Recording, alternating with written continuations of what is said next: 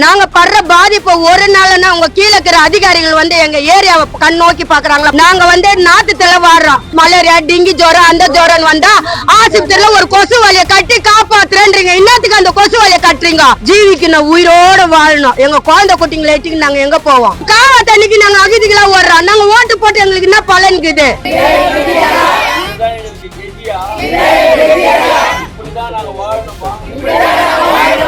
KN garden பகுதியில் மழைநீருடன் சாக்கடை கழிவுகள் கலந்த நீர் புகுந்திருப்பதால் கழிவுகள் மீதே நடந்து செல்ல வேண்டிய அவலம் இருப்பதாக பொதுமக்கள் வேதனை தெரிவித்துள்ளனர். கிறிஸ்தவ பாதிரியார் ஒருவரின் தலைமையில் இந்த அவலங்களை முதல்வருக்கு தெரியப்படுத்தும் விதமாக கோஷங்களை எழுப்பிய மக்கள், இதுதான் விதியா, இது எங்கள் சாபமா என கேட்டு ஜெபம் செய்து போராட்டம் நடத்திய காட்சிகள் பரபரப்பை ஏற்படுத்தி இருக்கிறது. இது இயற்கமான பகுதின்றதுக்காக கேஎம் கார்டன் இருக்குது. நாங்க வந்து வாழ்வதா சாவதா எத்தனை ஆண்டுகளா நாங்க இருக்கிறோம். இதே காவா தண்ணி தான்.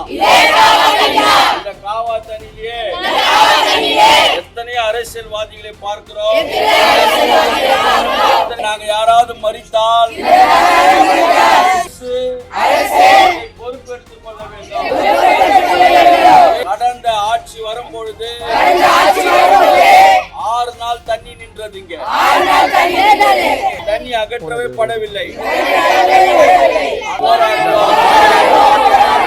காவா தண்ணி அகற்றும் வரை போராடுவோம்.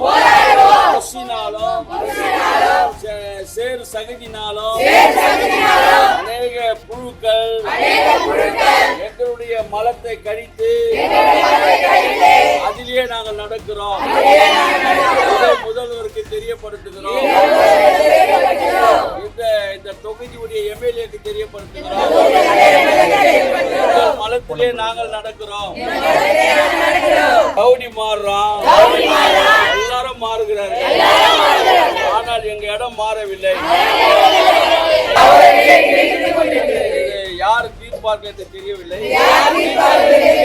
எங்க மேல வந்தது சாபமா? எங்களுக்கு இதுதான் விதியா?